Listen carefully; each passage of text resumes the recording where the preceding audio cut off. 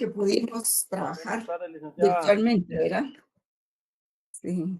Recuerdan que teníamos clase, clase presencial, pero ya no pudimos. Y, y pues, pero qué bueno, yo lo celebro, porque la clase virtual, pues ahora se puede aprovechar mucho más, ¿verdad? Y, y ahora pues vamos a trabajar pues virtualmente este viernes y el otro, la otra semana también, ¿verdad? Y, y vamos a ver unos temas entre la primera y la segunda unidad, ¿verdad? Tenemos el programa. Quiero también decirles que no solo tienen que anotar los nombres o los conceptos que ustedes encuentren que son diferentes, tienen que anotar la definición. También tienen que guardar o conocer cuáles son los principales filósofos que aportan en esta disciplina. Por ejemplo, ya hemos mencionado varios. Bueno, no hemos mencionado filósofos de la antigüedad, ¿verdad? Pero sí hemos mencionado algunos de la modernidad.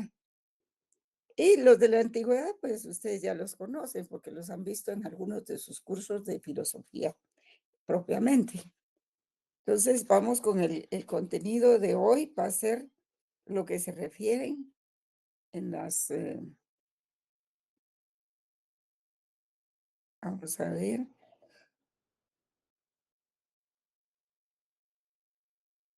estoy viendo lo que se refiere al concepto de filosofía.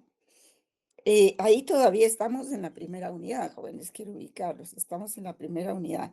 Concepto de filosofía, ubicación de la filosofía del derecho como rama de la filosofía. Estoy leyendo el programa, ¿verdad? Y las ramas de la filosofía y su aplicación en la filosofía del derecho.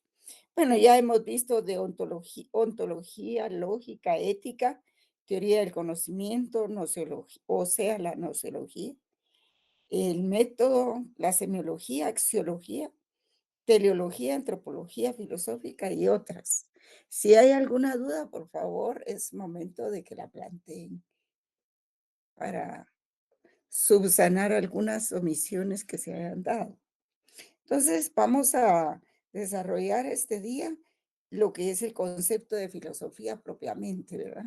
Realmente nosotros no es el concepto de filosofía, es el concepto de derecho. Y eso, pues, estaba leyendo la primera unidad, está en la segunda unidad. Es el principio de la segunda unidad, jóvenes. Entonces, la segunda unidad en el programa, no sé si lo tienen a la vista ahí en su celular o lo imprimieron, señala que los objetivos específicos de esta unidad son que el alumno pueda conocer las diversas definiciones del derecho según las corrientes filosóficas. Jus es derecho, ¿verdad? Filosóficas, filosofía. Que le permitan elaborar su propia concepción del derecho. Y para eso, pues les vamos a dar algunos elementos. Por ejemplo, el contenido de esta unidad dice análisis de los elementos de una definición del derecho, que es lo que pretendemos en esta clase. Este tema en especial es un poquito complicado. No es nada más decir, no, es que el derecho no es solo normas coactivas, es más que eso, no, hay mucho más que eso. Entonces vamos a ver el análisis de los elementos de una definición del derecho. El problema de asumir una única postura sin tomar en cuenta las críticas a cada corriente. La explicación y fundamento de una definición o concepción del derecho. Y en ese punto nos vamos a quedar, ¿verdad? Claro, a continuación ya vienen las características generales de las diversas corrientes, como lo son el justnaturalismo, el positivismo jurídico, el sociologismo jurídico, el justmarxismo, y luego corrientes contemporáneas como lo son el estructuralismo, el realismo jurídico y la escuela semiótica. Ese sería el contenido de la segunda unidad que estamos abordando el día de hoy. Y después de eso vendría nuestro primer examen parcial. ¿verdad? Aquí dice segundo, pero es primer examen parcial. Vamos a ver. Y eso es lo que va a abarcar el primer examen parcial, jóvenes.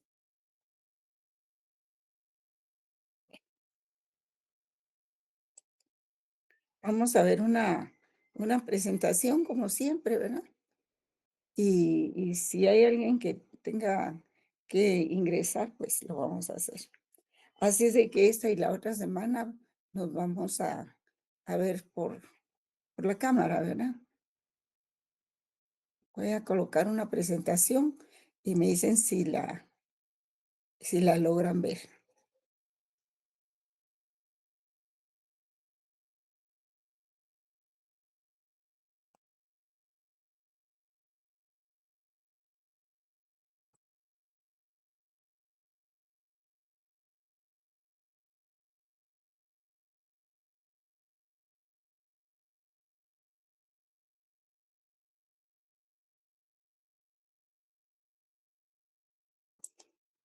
¿Ya la pueden ver? Sí, licenciada. Va, muchas gracias. Ah, pero no es esta, no es esta, perdón,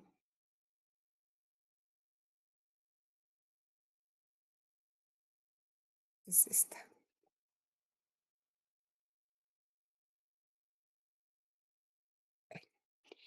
Creo que este de material ya se los entregué. Bueno, no me recuerdo, no recuerdo. Vamos a trabajar entonces en esta segunda unidad que contempla lo que es el análisis de los elementos de una definición del derecho. Hay muchas definiciones, hay muchas formas, pero para iniciar podríamos decir, un momentito, solo voy a encender la luz.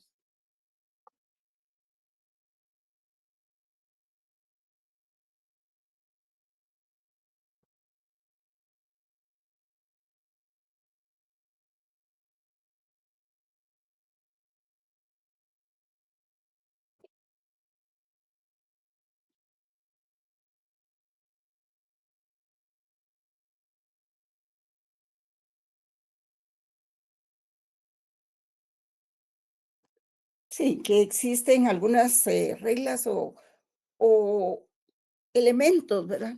Que, que se incluyen en una definición del derecho.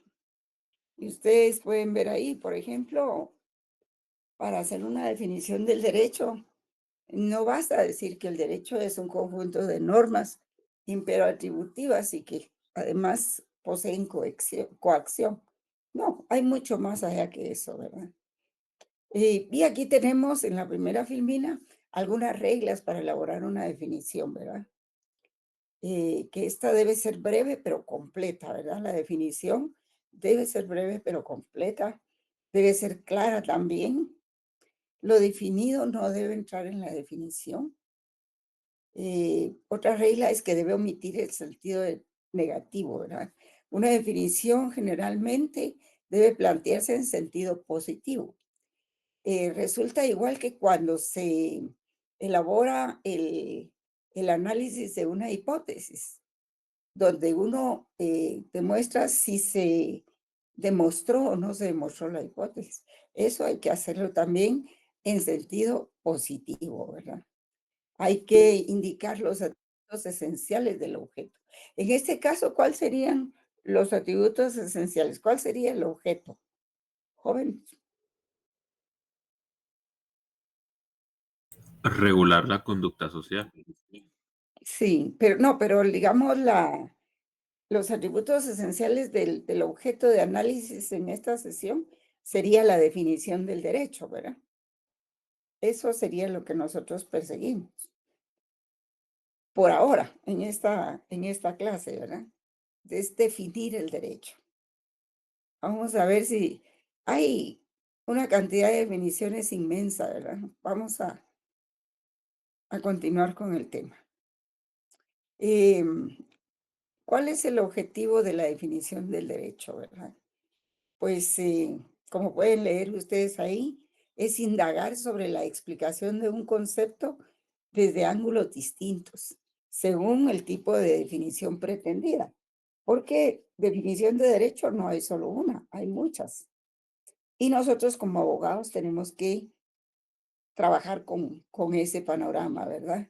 Lidiar con esa cantidad de definiciones del derecho. Y aquí tenemos en el segundo párrafo, dice, em, hay definiciones nominales, reales, analíticas y sintéticas que persiguen rasgos distintos como su nombre y su forma de existencia o sus contenidos. O sea, hay muchos aspectos, ¿verdad? Se indaga de modo sistemático sobre la explicación de un concepto. Y esa indagación puede darse desde ángulos muy diferentes, según el tipo de la definición pretendida. Hay, entre otras, definiciones nominales, como pueden ver ahí, reales, analíticas y sintéticas. Y estas persiguen, respectivamente, explicarnos ciertos rasgos distintivos del concepto de derecho, ¿verdad? O del concepto en cuestión, tal como su nombre o su forma de existencia o su contenido nos lo vayan indicando. Y en este caso lo que se busca es, con la definición del derecho, no es solo precisar uno o varios de sus rasgos, sino orientarnos sobre su naturaleza, sus fines y conexiones funcionales. Es decir, llevar a cabo la transformación. Ya vienen por mí.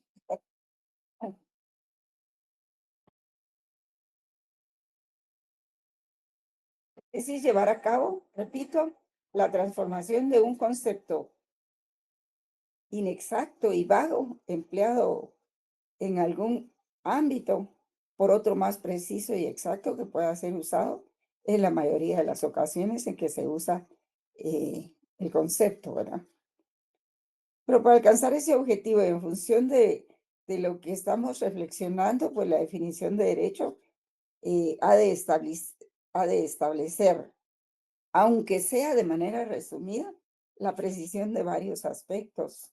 Por ejemplo, en qué ámbitos de conocimiento se presenta, cuál es su fundamento racional y cuáles son los rasgos característicos que determinan sus conexiones y diferencias en relación con otros fenómenos de la misma o de similar naturaleza, ¿verdad?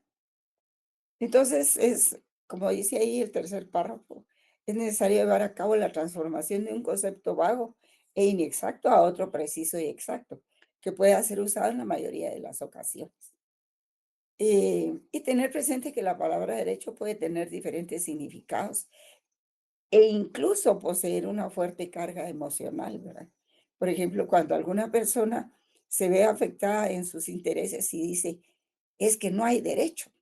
Cuando dice no hay derecho, se está refiriendo a que no hay garantías, no hay justicia, no hay igualdad, en fin, puede referirse a muchas cosas provenientes de una emoción que en ese momento se origina de un problema que está enfrentando, ¿verdad? Y, por ejemplo, vamos a... Otros dicen, por ejemplo, que es difícil definir el derecho. García Máinez dice, ¿qué es el derecho? Definirlo es una tarea difícil, dice, al entrar en el umbral de la ciencia jurídica. Em,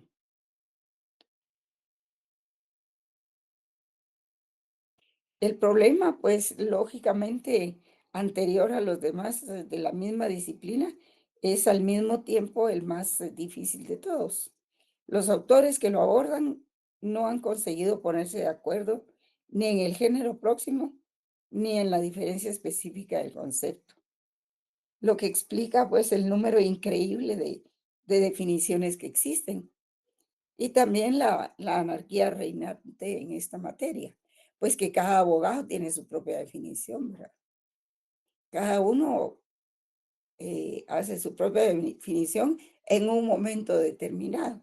Puede ser en una audiencia, puede ser en un memorial, puede darse también en una reunión social o en una clase, pues, ¿verdad? En una clase del género académico, ¿verdad? Entonces él dice ahí, la tesis de la indefinición del derecho es sostenida también por García Máinez. Ustedes saben quién es García Máinez, ¿verdad? Eduardo García Máinez. Él es un jurista, un autor de derechos, perdón, de textos de derecho. Y tiene varios textos, pues, desde Introducción al Derecho, también tiene otro de Filosofía del Derecho, en fin. Yo espero que lo conozcan porque como abogados no pueden desconocer a García Máinez, ¿verdad? Y entonces, definir, dice, es tarea de las ciencias. Y al existir varios tipos de conocimientos, es lógico que haya también diversas formas de alcanzar una definición. Y ahí es a donde vamos, ¿verdad?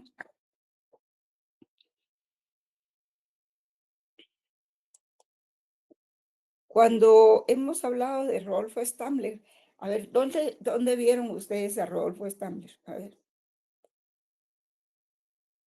voy despacio porque el tema es muy complejo, joven.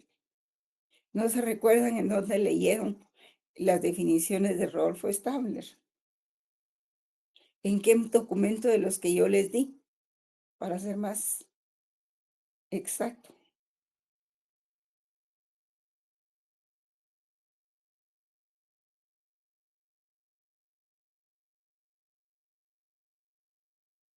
Rodolfo Stammler se pronuncia en aquel texto de Máximo Pacheco, cuando él habla de filosofía. Cita también a Rodolfo Stammler, ¿verdad? Y en ese sentido, pues él dice que el concepto de derecho es una noción parcial que solo sirve para deslindar una categoría de los actos de la voluntad humana frente a otras modalidades y categorías como la moral, los dictados convencionales y el poder arbitrario. Entonces, él lo que hace es separar las normas del derecho propiamente de las normas convencionales, morales y del poder arbitrario, ¿verdad? Entonces se trata de esclarecer el fin último, ideal que ha de informar y dirigir toda aspiración jurídica en los cauces concretos para que pueda calificarse como fundamentalmente justa. Creo que ahí estamos citando a Carlos Nino, pero antes vamos a ver, Carlos Nino es un famoso filósofo del derecho y piensa que esas dificultades parten de la adhesión a una cierta concepción sobre la relación que se da entre el lenguaje y la realidad.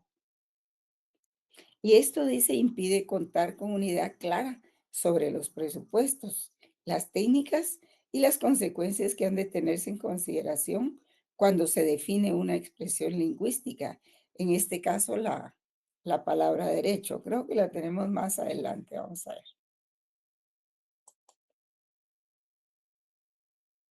Aquí está, bien, ahí está, ahí lo pueden leer ustedes lo que les acabo de decir. Entonces, según Nino, vigente en nuestros días, está la idea platónica de la relación entre lenguaje y realidad. Porque fíjense ustedes qué importante es realmente que nosotros pudiéramos hablar y articular un idioma y luego recibir los conocimientos y expresarlos con nuestras propias palabras, ¿verdad? Uno lo ve muy sencillo y uno dice, pues eso no tiene ni importancia, pero sí, sí lo vemos, pues. Y lo debemos valorar porque es una gran habilidad, pues, del ser humano. Y esto del lenguaje y realidad dice que presupone que si los conceptos no hacen más que reflejar la presunta esencia de las cosas, las palabras son únicamente el vehículo de los conceptos, de donde la relación entre lenguaje y realidad no puede ser otra que necesaria, por supuesto. La relación entre lenguaje y realidad es necesaria, porque sirve al investigador, sirve al docente, sirve al estudiante, a todo mundo, pues. Le sirve a un testigo, ¿verdad? Aunque a veces los testigos no son muy exactos.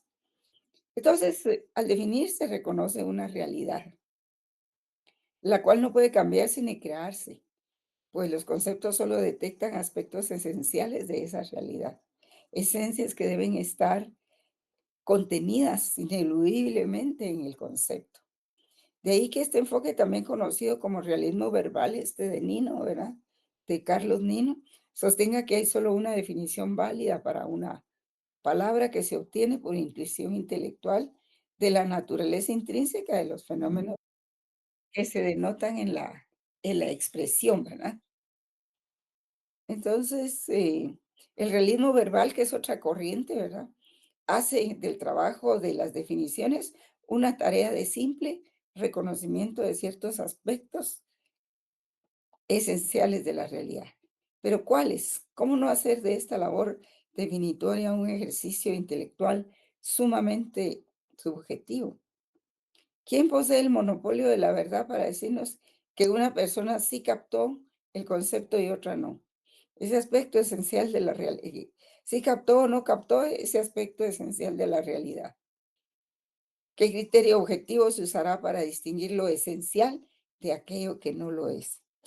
Y esta postura ha generado buena parte de las dificultades para definir el derecho, porque persigue casi de modo metafísico una esencia que se nos escapa de las manos, ¿verdad?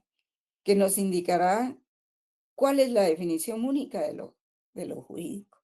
Pero esa esencia se nos escapa. No siempre la tenemos muy clara y, y no siempre la tenemos con nosotros, ¿verdad? Entonces hay que investigar también el significado de, de esas esencias en el lenguaje común para cotejar los criterios vigentes en el uso común para usar la palabra derecho. Y que aquí juega un papel muy importante lo que yo les estaba explicando la vez pasada acerca de lo que es, eh, de lo que son las dos formas de tener acceso al conocimiento.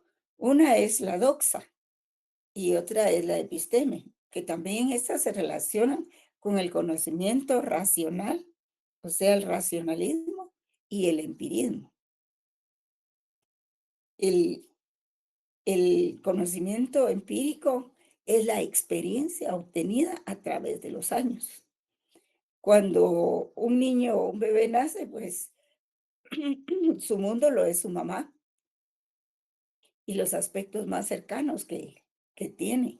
Poco a poco va relacionando, en la medida que va creciendo, va relacionando pues eh, lo que él percibe por sus sentidos, como lo son primero el sentido del tacto, ¿verdad?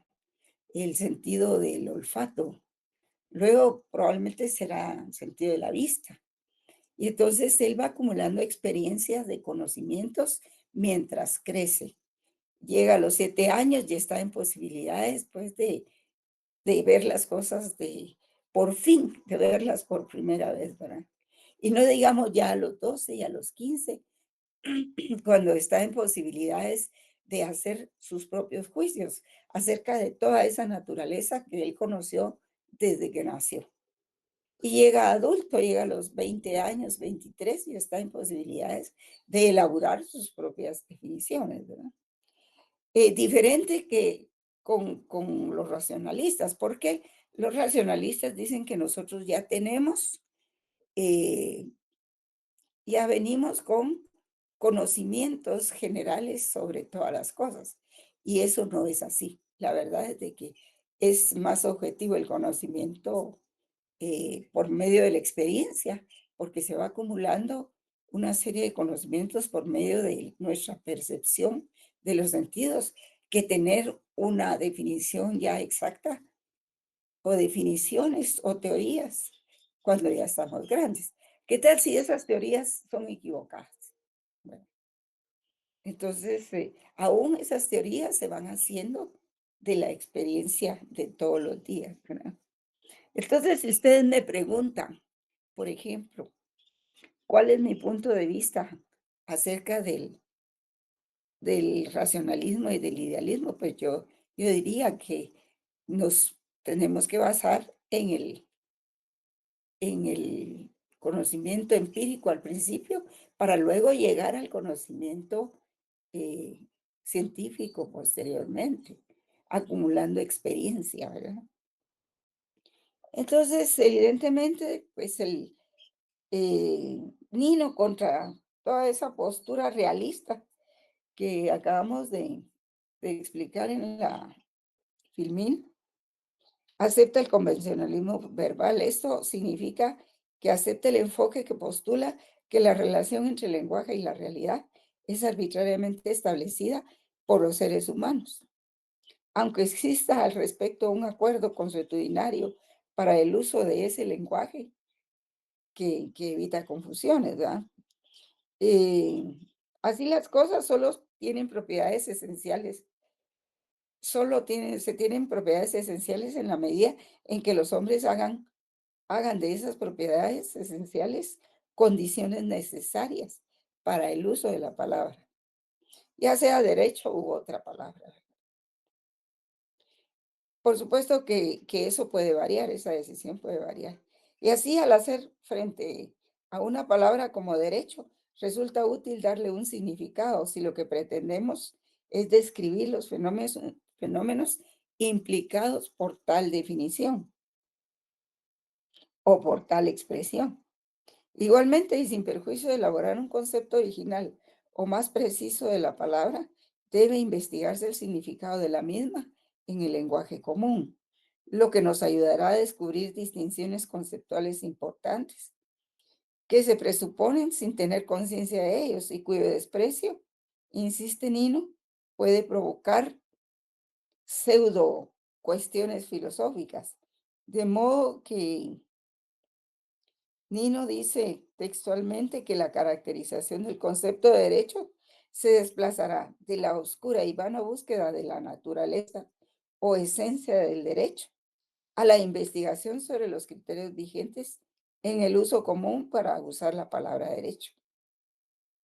Y si prescindiendo de ese análisis o a través de él llegamos a la conclusión de que nuestro sistema teórico requiere estipular un significado más preciso que el ordinario para derecho, pues la estipulación no estará guiada por un test de verdad en relación a la captación de esencias místicas, sino con base en criterios de utilidad teórica y de conveniencia para la comunicación. Entonces, cabe sumar a las anteriores dificultades, 2 más. Vamos a ver si lo tenemos aquí. La primera que tiene que ver con la palabra misma, derecho, y la segunda con el enfoque científico y la posición teórica adoptada por los distintos juristas o estudiosos del fenómeno jurídico en general. Respecto de la primera dificultad, que es la terminológica, la palabra derecho, hay que tener en cuenta que la expresión derecho no posee una acepción única, sino que al contrario, implica varios significados entre sí relacionados. Y esta ambigüedad se denota en la singular particularidad de la palabra derecho, que designando el conjunto de fenómenos jurídicos es también nombre de la disciplina científica que los estudia. Sí, porque tenemos, por ejemplo, dentro de los 3 niveles de la filosofía que yo les planteé el primer día, tenemos la teoría del derecho, ¿verdad? Luego la ciencia del derecho y luego la axiología, que es la teoría de los valores. Entonces, el concepto derecho, por lo tanto, no tiene un carácter unívoco, o sea, no tiene un carácter, un solo significado. Es que su aplicación en el lenguaje cotidiano y en el propiamente jurídico no se refiere a una misma situación. Por ejemplo, una cosa es el derecho como disciplina y otra es el derecho como fenómeno social, que es estudiado por la disciplina que para aumentar la confusión utiliza el mismo nombre, ¿verdad? Entonces, pues podemos agregar todavía en torno a la primera dificultad, la terminología, que la palabra derecho posee una fuerte carga emocional, ya lo dijimos, ¿verdad? Y se presenta de forma imprecisa en la realidad, porque el derecho se relaciona con las ideas como la libertad, la justicia, la igualdad, el bien común, que suscitan la exaltación sobre todo, porque a estas se otorgan predicados dirigidos más a la persuasión, a mover la voluntad que al convencimiento. Y no es extraño que en una interlocución se utilice la palabra derecho como sinónimo de justicia o libertad, ¿verdad? Con sentidos perfectamente contrapuestos, que era que es lo que yo les acabo de decir, ¿verdad? Por ejemplo, cuando alguien sufre un problema y dices que no hay derecho. No hay derecho a que me quiten mi propiedad, no hay derecho a que me quiten mi carro, no hay derecho a que me manden a la cárcel, no hay derecho a que me condenen. En fin, esa es una expresión, pues, emocional. O sea que la palabra derecho no se limita a describir propiedades o hechos, sino también sirve para designar emociones. Y es evidente que en ciertas expresiones como esas estamos dando a entender más que la inexistencia de una norma jurídica, más que la ilegalidad, la creencia o sentimiento que despierta en nosotros la injusticia, más que todo el sentimiento que despierta en nosotros la injusticia de un acto precisamente. Y entonces, a veces sentimos en muchos casos, incluso que algo es injusto, aunque no sepamos explicar racionalmente por qué. Lo cierto es que la expresión derecho inspira o evoca emociones relacionadas con valores o intereses que nos resultan importantes. Como ya se mencionó en el uso cotidiano, dicha expresión implica ideas como justicia, libertad y seguridad, orden que también están dotadas de una fuerte carga emotiva y tienen que ver, según ya se dijo, con el valor de lo jurídico, ¿verdad? Por otro lado, la palabra derecho es ciertamente vaga, dado que no en todos los casos se presenta con aquellas propiedades que se le asignan como necesarias. Por ejemplo, la coacción es una nota singular de las normas jurídicas, o sea, es algo que pertenece a las normas jurídicas. Sin embargo, hay normas jurídicas que en los distintos sistemas de derecho carecen de esta.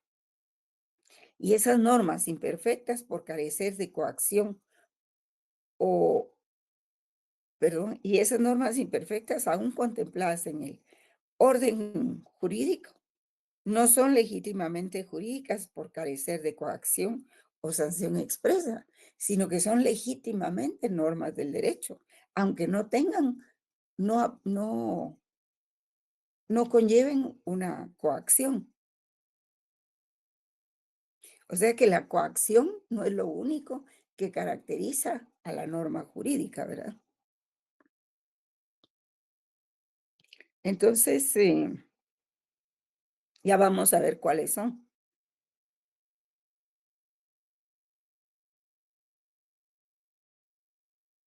porque el derecho comprende más que normas coactivas y por eso la expresión derecho comprende también normas pragmáticas, normas enunciativas, principios generales, principios particulares.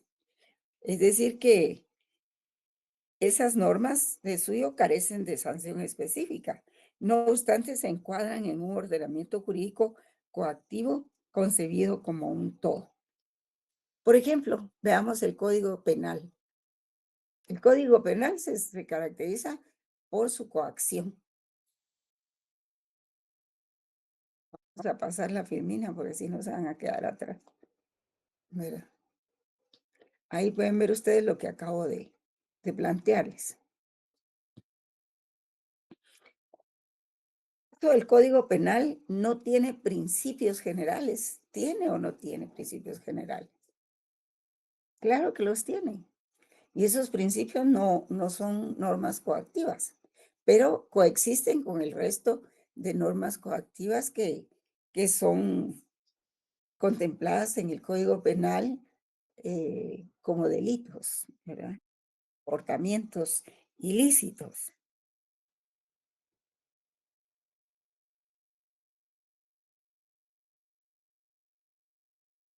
Entonces, no sé si ya vieron esa filmina, están en la clase o no, no oigo a nadie. Sí, licenciada, sí, ya la Sí, vi. licenciada, se ve. Y sí, porque he hecho varias Muy preguntas bien, y nadie me licenciada, contesta. gracias. Luego estaré dando clases solita yo. Entonces, queda demostrado que los sistemas jurídicos entonces no solo están constituidos por normas coactivas, sino por otra clase de normas ya está por principios, ¿verdad? Y por ejemplo, los autores Herbert Hart y Ronald Working, pues han desarrollado este tema, ¿verdad? Hart desarrolla la idea de que los sistemas jurídicos están constituidos por diversas clases de normas. Vamos a ver, por diversas clases de normas, ¿verdad? Primarias y secundarias le llama él. Digamos que las primarias, pues prácticamente son las cosas. Y las normas secundarias, pues son todas las normas que desarrollan la Constitución. Sí, la norma constitucional. Y la unión e interacción de estas son las que identifican a los sistemas jurídicos y denotan sus características propias. Las reglas secundarias cumplen con la tarea de identificar a las reglas o normas primarias de obligación, ¿verdad? Y la principal de aquellas es la denominada regla de reconocimiento, que podría definirse como el criterio utilizado por funcionarios jurídicos modernos, como que incluyen una constitución escrita, o sea, son las normas constitucionales. También la sanción por una legislatura y los precedentes judiciales, porque realmente vean, jóvenes, quienes están haciendo derecho, pues son los jueces que tienen que resolver cada caso, ¿verdad? Algunos correcta y otros incorrectamente, por supuesto, ¿verdad? Entonces, Hart también identifica como reglas secundarias a las reglas de cambio que establecen los procedimientos de creación, modificación y derogación de las normas, y a las reglas de adjudicación que establecen los procedimientos para los supuestos de violación e interpretación de las normas. En suma, concluye este autor Hart que si bien el derecho está formado por normas coactivas de conducta principalmente, ni todas prescriben necesariamente una conducta como las que confieren poderes o atribuyen derechos, ni todas son coactivas, como las reglas de cambio y adjudicación, ¿verdad? Y alrededor de eso gira la explicación de Hart. Rolando Tamayo dice que lo importante no es preguntar qué es el derecho, es más razonable preguntarse por el objeto de la expresión derecho, cuyo punto de partida es el uso que se hace de la expresión derecho, y poner atención en cómo se usa para ver qué se nombra. Eso también es cierto. Hay que poner atención a eso. Vamos a ver. Luego viene aquí Atienza, pero, pero creo que todavía tenemos algo más de que eso, ¿verdad? Porque esto ya se refiere un poco a la segunda unidad. Vamos a ver. Sí, aquí tenemos otros filósofos que también definen al derecho, ¿verdad? Luego de leer la definición de Rolando Tamayo, vamos a ver lo que dice Atienza. Manuel Atienza es un filósofo que tiene más de 50 años de dedicarse a la filosofía del derecho. Y él sigue dando sus clases, sus conferencias acerca de lo que es la filosofía del derecho, ¿verdad? Él dice que el derecho no es un fin en sí mismo, ni tiene carácter natural.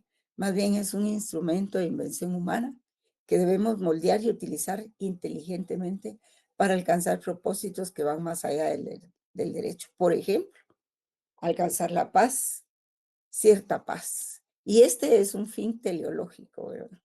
O sea, el fin teleológico, y me extraña que no me hayan preguntado qué es teleología, pero como no me lo han preguntado, yo no se los he dicho. Teleología es la ciencia que busca los fines no inmediatos, sino mediatos, lo que está más allá de lo que tenemos enfrente, ¿verdad? Tele lejos, logos es ciencia.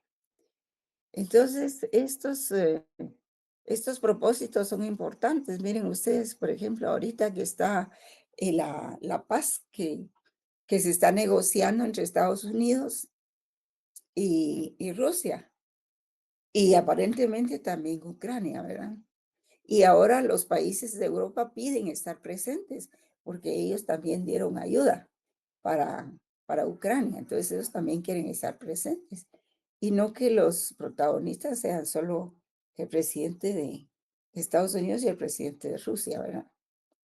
Entonces, para eso es que se debe utilizar y moldear, dice, inteligentemente, alcanzar los propósitos que van más allá del derecho, no quedarnos solo en el derecho. Puede que haya otro filósofo que le contradiga, ¿verdad? Entonces, creo que no, aquí no tenemos a Working, vamos a ver, Working, nos faltó. Entonces, Working, por su parte, considera que el derecho no es solo un sistema de normas, sino de principios. O sea, él le llama cartas de triunfo social, que son jerárquicamente superiores y por lo tanto se imponen a otras demandas jurídicas, políticas o éticas con las que pudieran entrar en conflicto. ¿Qué horas son? Ah, bueno. Y estos principios son desarrollados por las sociedades y los profesionales del derecho a lo largo de la historia.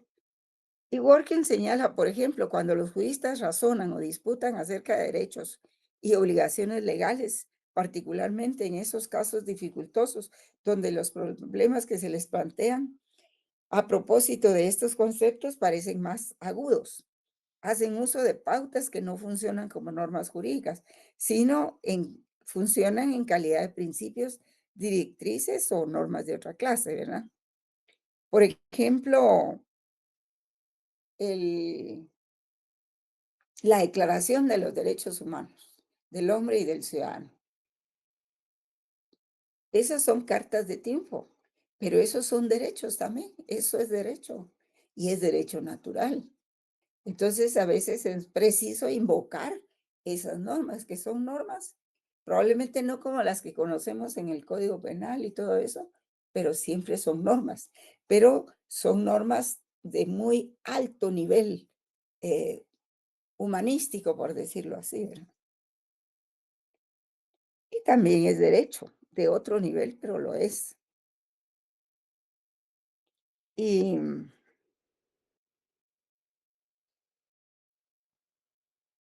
que entonces podemos decir que lo jurídico abarca distintos ámbitos de la vida social.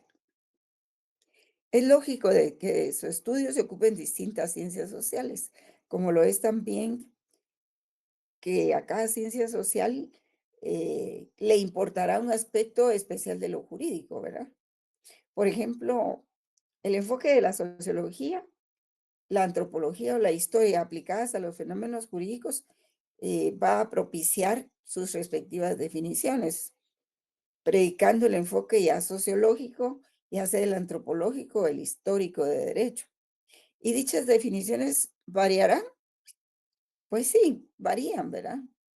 Pero eso nos lleva a concluir que el enfoque teórico condiciona la definición del derecho que se pretende formular.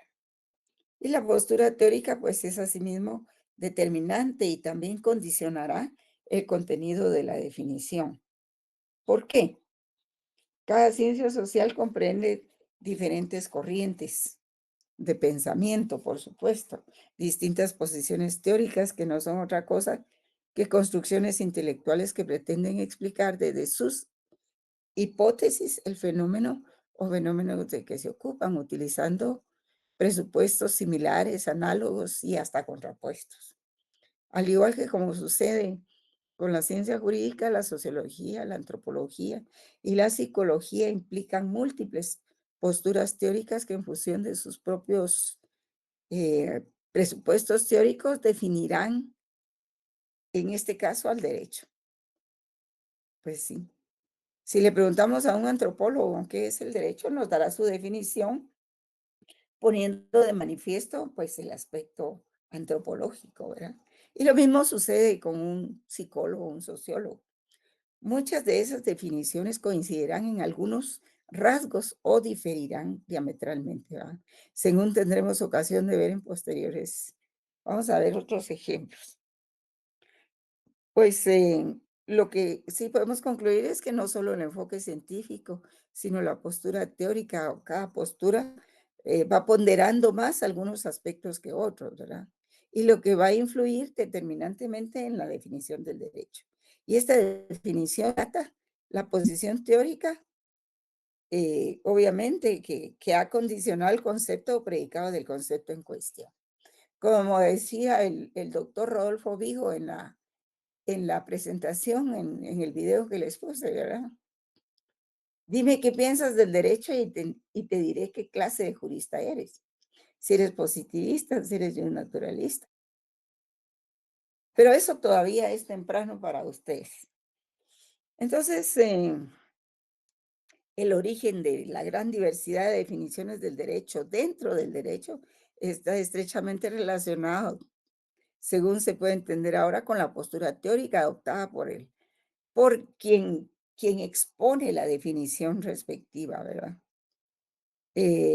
Pues eso se debe a que las distintas doctrinas que estudian el fenómeno jurídico analizan uno o varios aspectos, para ellas principales de su manifestación.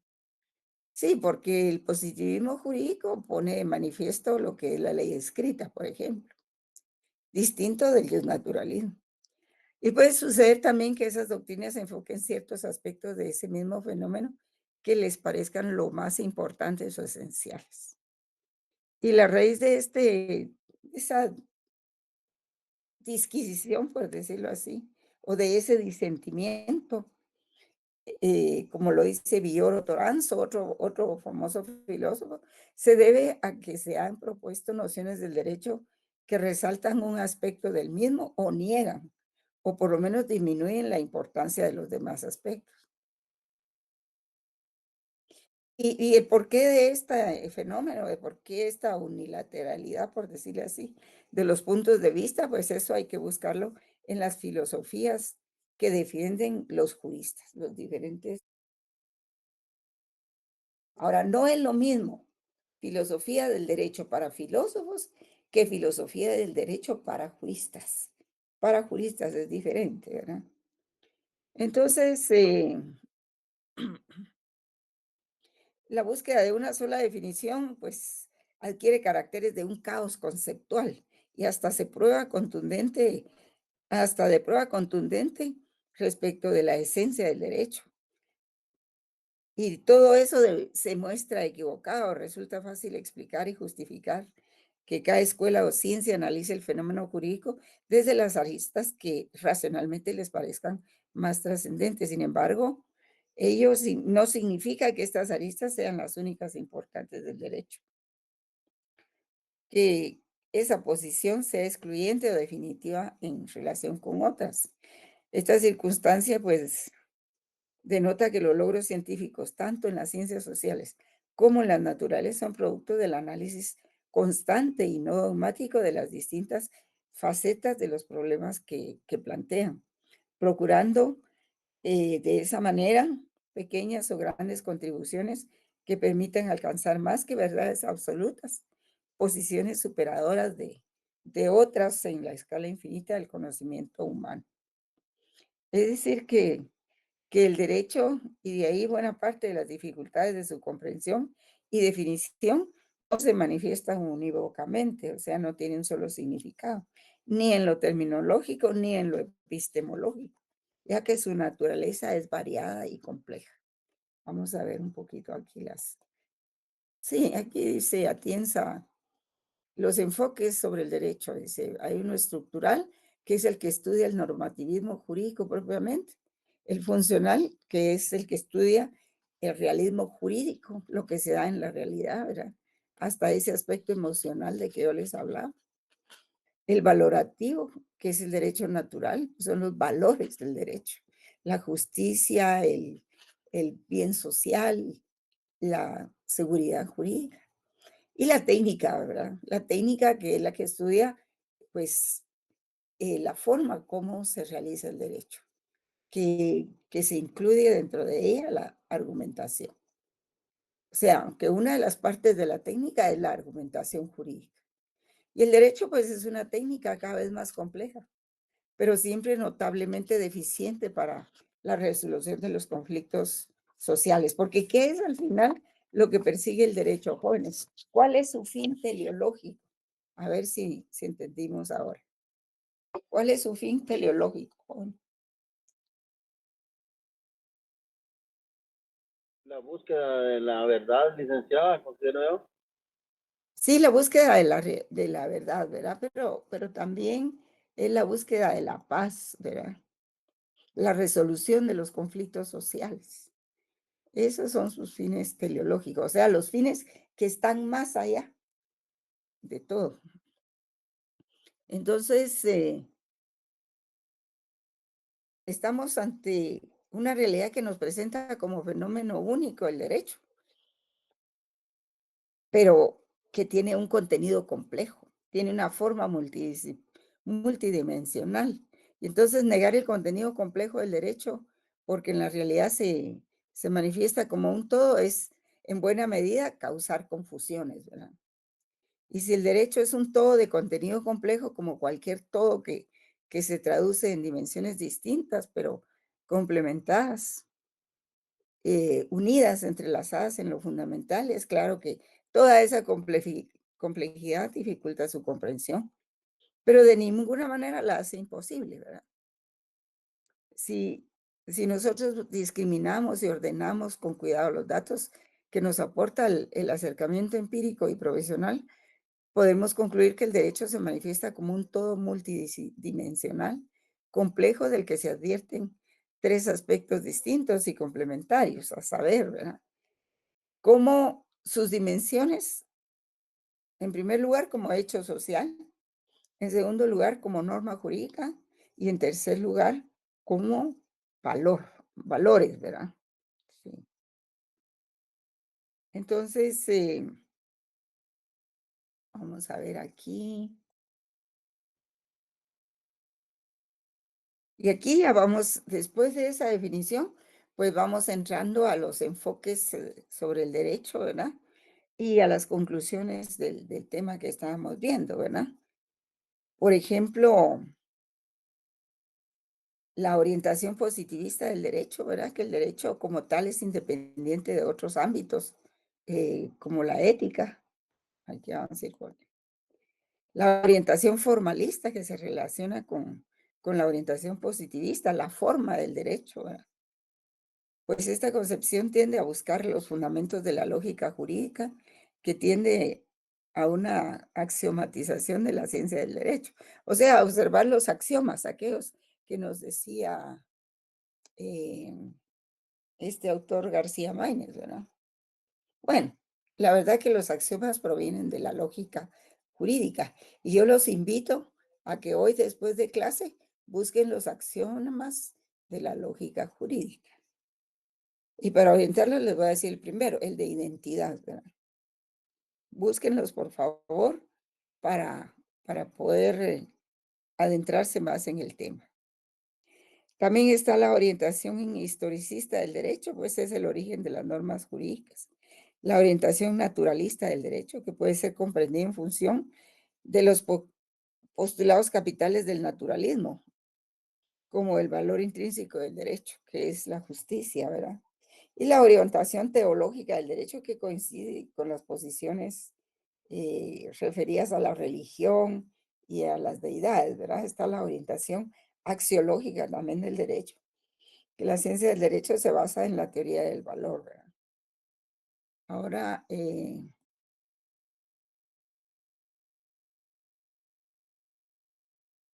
esto ya lo vimos. Y están las conclusiones de que yo les estaba hablando. Orientación positivista, orientación formalista, orientación historicista del derecho. Y la relativista que dice que el origen de las normas jurídicas se basa en las condiciones históricas, es relativista. De orientación naturalista también del derecho, ahí está, de orientación teológica del derecho. Coincide con el derecho canónico, que tiene una orientación dogmática. Dogma quiere decir que tiene que obedecerse sin cuestionarse, ¿verdad? Y la orientación axiológica del derecho. Acuérdense que desde los templarios surgió lo que se conoce el derecho canónico históricamente, ¿verdad? Aquí, bueno, miremos lo que dicen los juristas, ¿verdad? García Maínez dice que el derecho puede enfocarse como ciencia en la sistemática jurídica, que quiere decir que es un estudio ordenado y coherente de los preceptos jurídicos vigentes, en un lugar y un tiempo determinado. Es la doctrina del orden positivo. Como arte, pues sería una técnica jurídica, técnica, pero es jurídica. Es el arte de la interpretación y aplicación del derecho. Y esto grábense los jóvenes. Y como filosofía, pues está la filosofía jurídica, que es el estudio del derecho en sus elementos universales. Se investiga qué es el derecho y qué vale el derecho, porque eso es lo que nos enseña la filosofía jurídica. ¿Qué es el derecho y qué vale el derecho? También nos enseña la deontología. Luis Recasens, esta es una investigación de varios textos que dice, ¿verdad? Dice, el derecho puede ser abordado como hecho social, que esto corresponde a la sociología jurídica, como norma dogmática, corresponde a la dogmática jurídica, y como valor corresponde también a la política jurídica. El derecho como realidad es un arte práctico, una técnica y una forma de control social. El derecho se da como una norma, un hecho, una ciencia, una palabra, etc. Siendo un producto vital y como tal debe atender a los fines para los que fue creado. Además, debe seguir creando para retroalimentarse. Y el lenguaje jurídico es sustancialmente una parte importante del lenguaje común. Acuérdense que existe el lenguaje jurídico, y eso es muy importante. Y eso también lo estudia la semántica y la semiótica, ¿verdad? Principales modelos epistemológicos, o sea, científicos del conocimiento jurídico, que intentan exponer la cientificidad del derecho son el justnaturalismo, que se sustenta en una serie de principios, valores, criterios y normas que persiguen como fines axiológicos la bondad y la justicia, la moral del derecho y la ética. Y el positivismo, que se sustenta en las normas jurídicas que crea el Estado por conducto del legislador, conjunto de proposiciones normativas coactivas, que son las leyes que emanan del Congreso, ¿verdad? Y está la otra corriente muy importante, el realismo jurídico, que es una visión de origen racional. Y el realismo jurídico aquí tiene origen norteamericano, ¿verdad? Tiene una estrecha relación de la perspectiva exegética del derecho. Ya vamos a ver qué es la exégesis. Así como, por favor, investiguenla, ¿sí? Así como la construcción de los conceptos jurídicos que conforman en su unidad una visión del origen racional del derecho. Y esta corriente del realismo jurídico también contempla el utilitarismo jurídico, que no le interesa la verdad del derecho, sino su eficacia, porque proviene de Norteamérica, ¿verdad? Por eso es que ellos, si un individuo confiesa haber cometido un delito, pues lo que hacen es que le rebajan la pena, porque para ellos es más eficaz hacer eso que un tribunal gaste mucho dinero en fiscales, en defensor, en el juez, en el jurado y todo eso. Por eso dice que esto del utilitarismo jurídico se sustenta mucho en el derecho norteamericano. Considera el derecho como un instrumento de la política o de la economía, una técnica de control social. Tenemos la Escuela Libre del Derecho también, contraria a la exegetia, que surge como oposición a la dogmática y conceptual de la materia jurídica, así como contrario a la corriente exegética del culto a la ley, porque eso es la exégesis, ¿verdad? Es el exagerado culto a la ley. Hay gente que no puede hablar de problemas, sino solo desde la perspectiva del derecho, nada más, como si solo eso existiese, ¿verdad? como si no existiese la justicia. Y tal la jurisprudencia de intereses, que concibe el derecho como producto de los intereses que se dan en el interior de la sociedad y que pretenden ser reconocidos. Entonces, jóvenes, eh, ha sido un poco difícil la clase de hoy, creo yo, muy complicada. Hay que releerla si es posible, ¿verdad? Y ahí les voy a mandar material. Y vamos a ver, permítanme. Voy a regresar.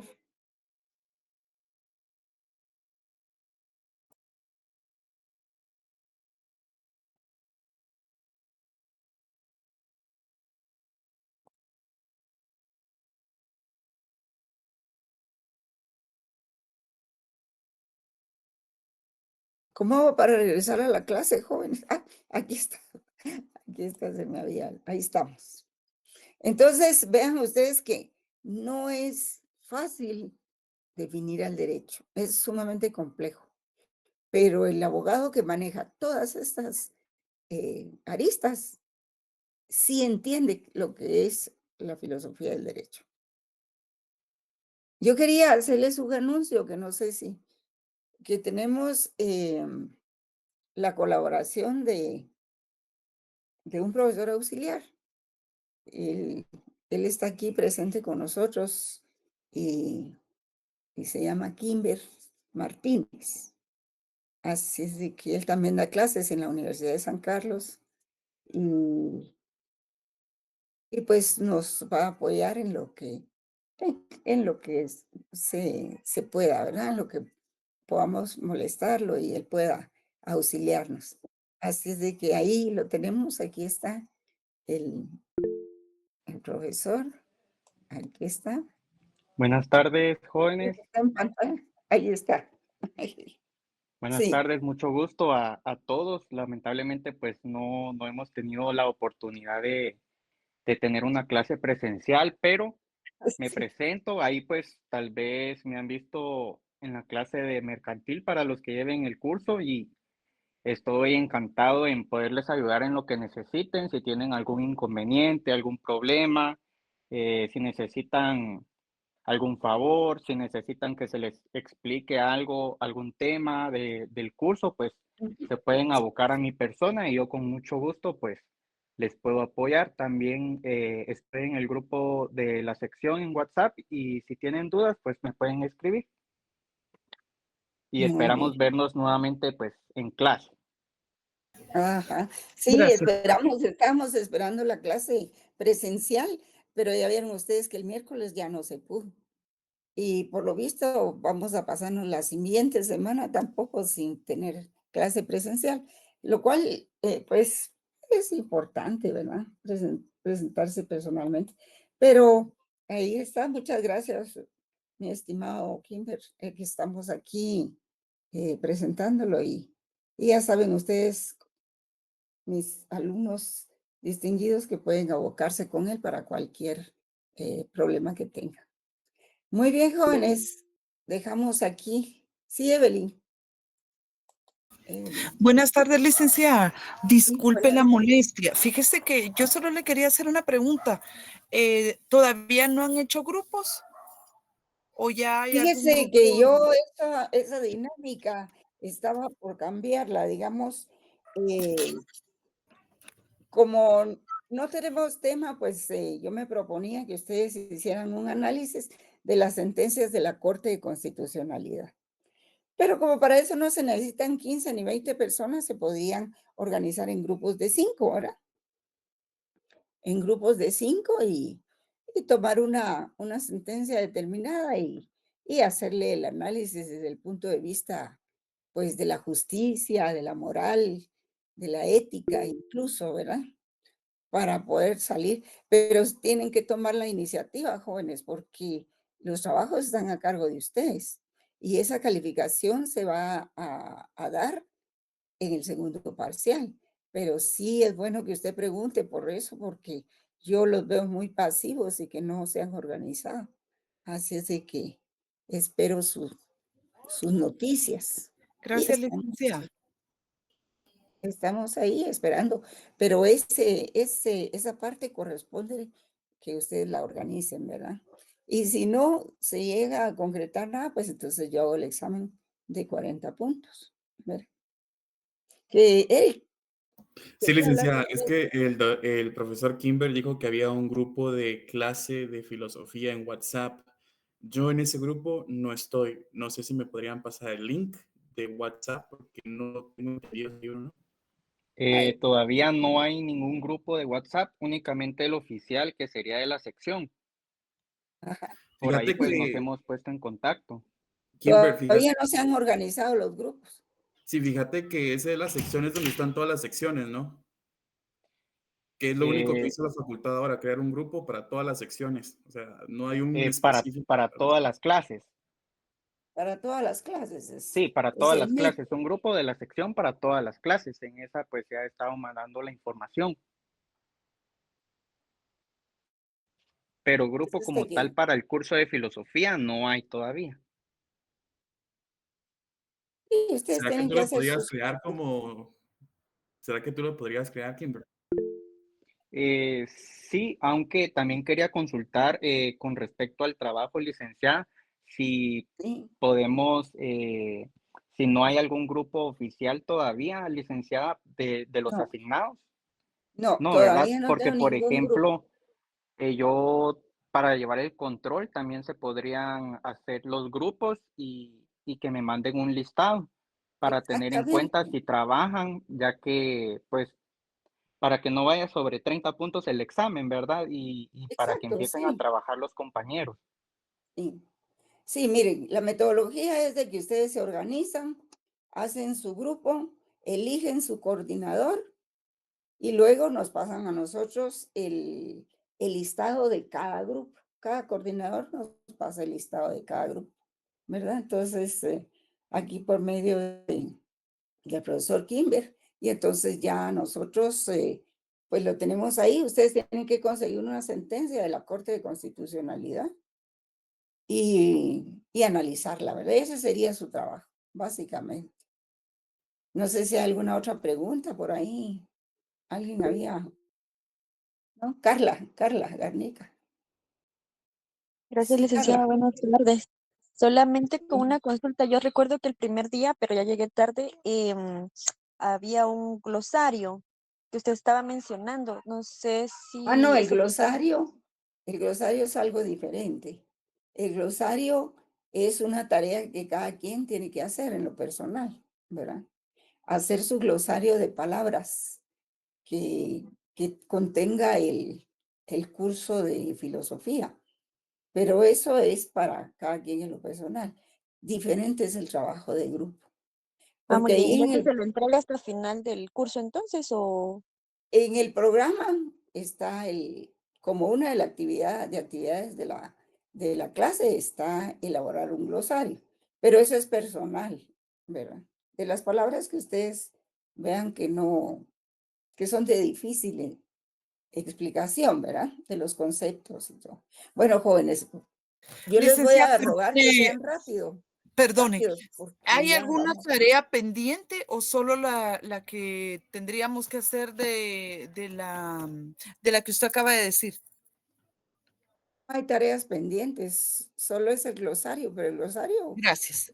se hace durante el curso, la duración del curso, ¿verdad? Ese es más que todo para consumo de ustedes. Lo que sí es importante es hacer el otro trabajo, organizarse para el otro trabajo, que tiene un valor de 10 puntos por grupo, perdón, individualmente, pero ese trabajo sí es de grupos. Entonces, en grupos de 5 alumnos pueden organizarse y tomar una determinada sentencia de la Corte de Constitucionalidad para analizarla. Y ese sería el trabajo de grupo, ¿verdad? Bien, jóvenes, hasta la semana entrante, ¿verdad? Que volvemos con la segunda unidad. Cuídense mucho. Nos vemos, licenciada. Feliz tarde. Licenciada, buenas tardes. Feliz tarde.